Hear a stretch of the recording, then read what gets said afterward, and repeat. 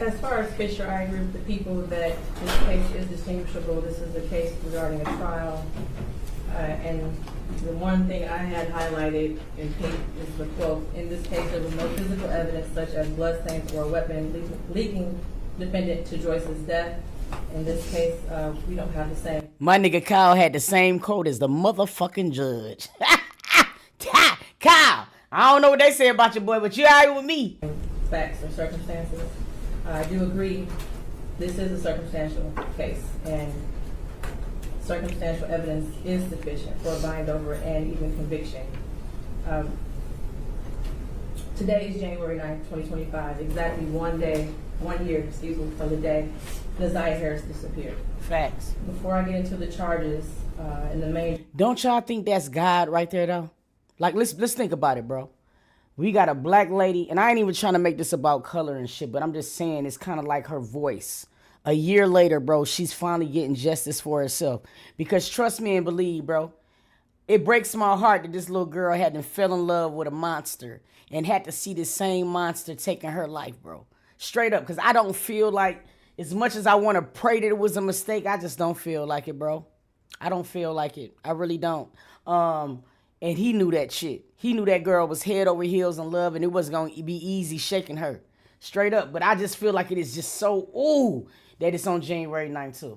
In charge of premeditated first-degree murder, I have to speak on Neziah Harris and the community who failed her.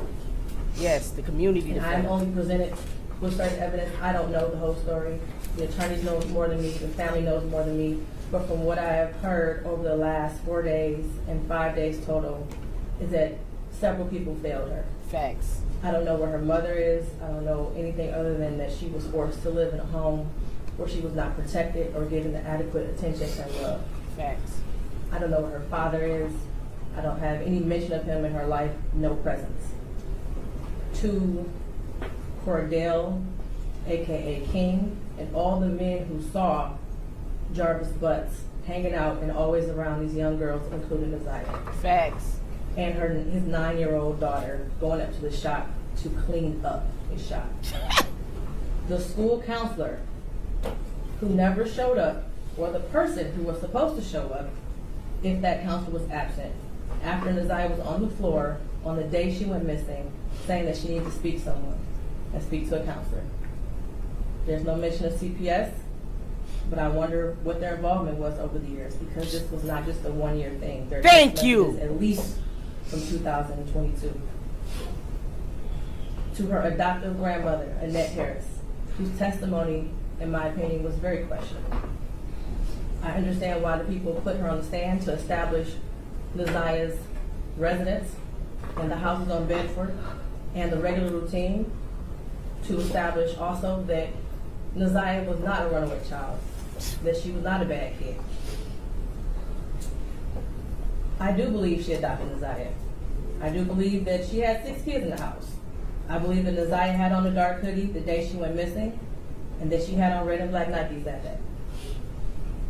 What is hard to believe is that the defendant never came into the house as she testified. And there was also a minor that testified that he did as well. Text messages that show between him and Neziah that he did. In the basement, saying he was going to the shower, stealing her panties. He was always lurking around that house and asking for Janiyah and Zaniyah, from what I know. I even thought about the breakfast routine and saying that all the kids like eating breakfast at school. Did they have a choice? I don't know. No, the fuck they don't. Judge, I've been saying this for 4 days. The refrigerator locked up, Judge. Let's get them bitches too. We need to get them next. Come on, let go. But to always send those girls up there to clean up the shops raises questions. And how were there 2 women in that house who have birthed children themselves who did not notice that Neziah was pregnant? And I believe she was. And you know what? I should have been a judge, my nigga.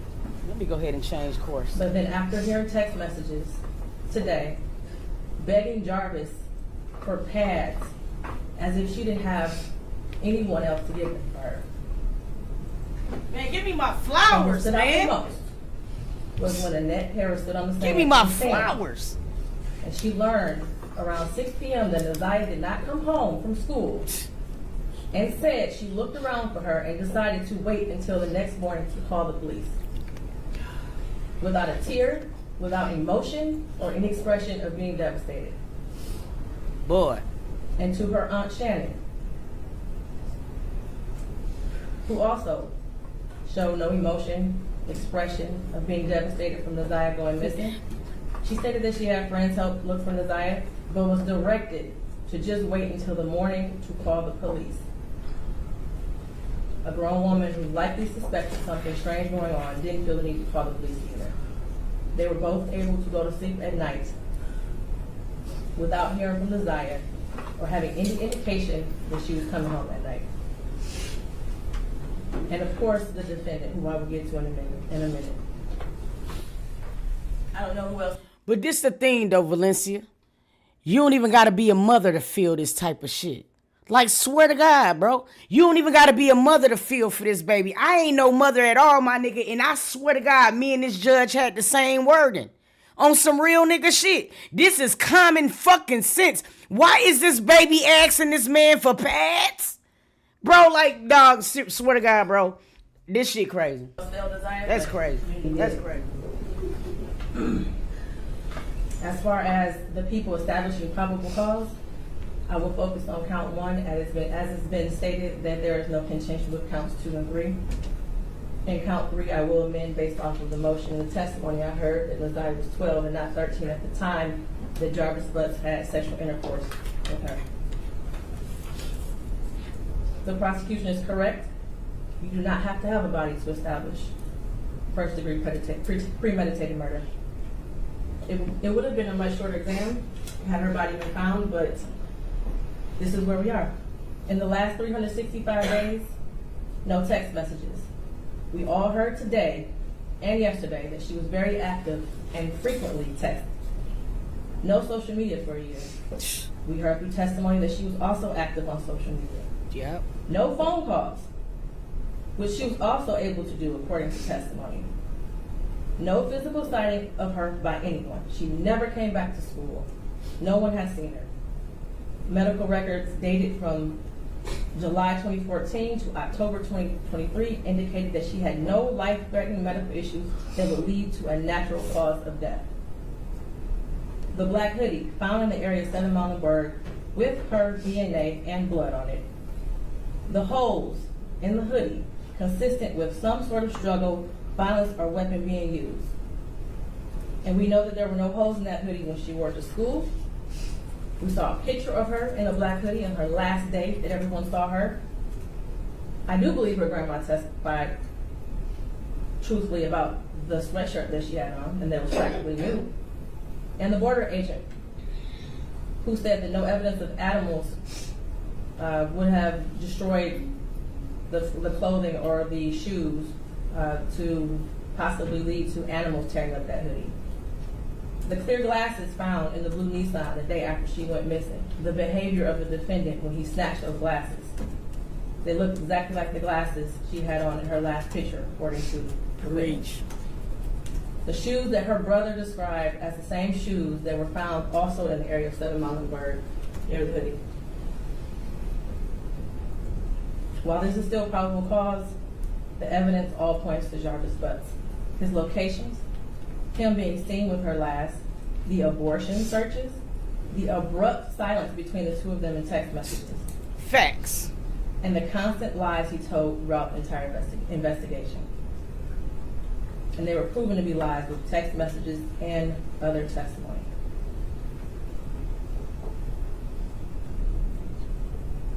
We may never know what happened, but from what I heard today and over the last 4 or 5 days, it appears he intended to perform what he thought was a do-it-yourself abortion on Neziah and went south, and instead of seeking...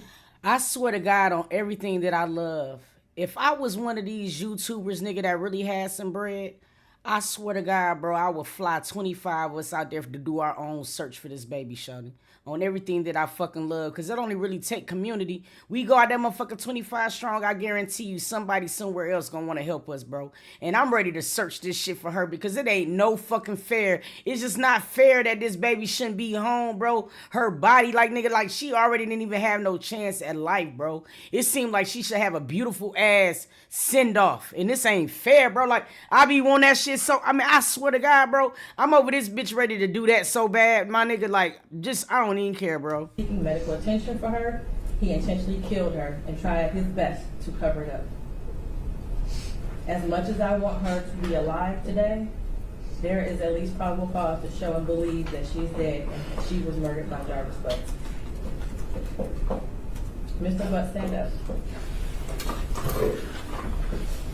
Yo, we gotta check it right. I just don't feel like they search right. I don't. I just feel like they didn't search right. And I feel like if niggas can go out there, like, we need to go search. They had these teams of 4 and shit to try to search all. Nah, nigga, y'all ain't hood neither. Y'all don't know where to go. Like, I just feel like we need to go and tear 7 Mile the fuck up. I put that shit on everything I love, bro. Let's not talk about that shit. Let's try to go do some shit. I ain't even lying, bro. Like, dead ass serious, we can all sleep in one room. Shit, because all we gonna be doing is searching anywhere, bro. Like, I just feel like something is telling me that girl is on 7 Mile somewhere, y'all. And we need to go. And I guarantee you, shot, if we start going down there in numbers and start posting shit, niggas will come out there and help us. I bet you we'll bring that baby home, man. Because it's like her own family don't care to do that shit. Your head it's down, whack, man. Sitting between and behind your attorney with your mask on and taking vigorous notes. I want you to pay attention and listen to everything I have to say. Make them take the mask off. I have been trying to figure out for the last 5 days, you. At one point, I thought you were cognitively impaired in the beginning of this exam. And then maybe you had the brain of a 10-year-old, and that's why you were doing such things. But as I heard more and more testimony, you're just the true definition of a pedophile. Watching you laugh and brag about all the women you have with different women and the children and the girlfriends. It's a cover up. And making babies to groom them and having them in your presence, cleaning up your shop. And the little girls around you has landed you here today. You groomed Desire. You played mind games with her. We all heard that. You controlled her emotionally. She was exposed to so much at such a young age. The text messages between you two were disgusting to hear. Facts. And to think that she had you saved in her phone as babe for life. And the sad thing about it, it was babe for her life, the rest of her life. That's so fucking, you stripped that from her, bro. Desire deserves so much more. And while I mentioned other people that failed her, Jarvis Butts, You were the biggest one. you were the monster in this whole picture. She did deserve love from her parents and everyone who was in her life. She was ignored, she was neglected, and you took complete advantage of that. She wanted someone to love her, and she will never know what that feels like.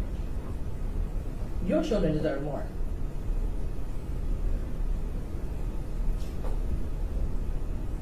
As much as defense counsel has raised issues on count 1, all that has done is raise the question of fact for the trier of fact, which means that this would be for a jury or a judge to hear at Third Circuit. I wish she would have made him remove the mask. For real.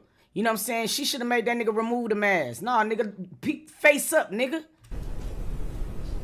I pray for the healing of all the victims and the young girls and possibly boys who have come into contact with you. As a community, we should look at this case as a prime example of how much work we have to do when it comes to protecting our children and especially our black girls. I pray for closure and healing for all those who have been traumatized by you. And for you, Jarvis Butts, I wish you a speedy trial and that justice be delivered. Your bind over date is January 16th at 9 o'clock a.m. Anything else for the record? No, for the people, Judge. Thank you. Not for defense.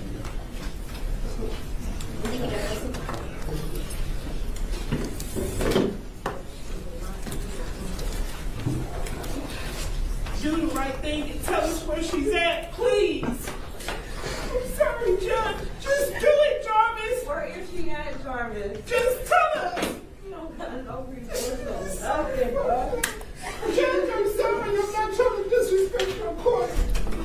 to turn off the camera, please?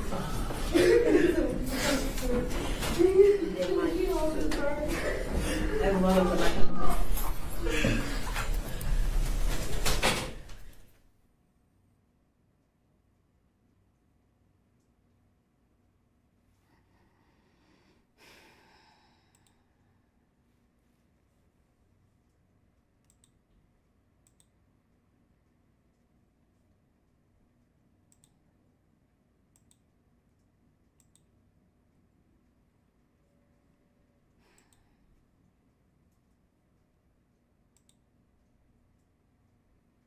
So fucked up. He can tell them folks. He can tell them folks where she at, bro.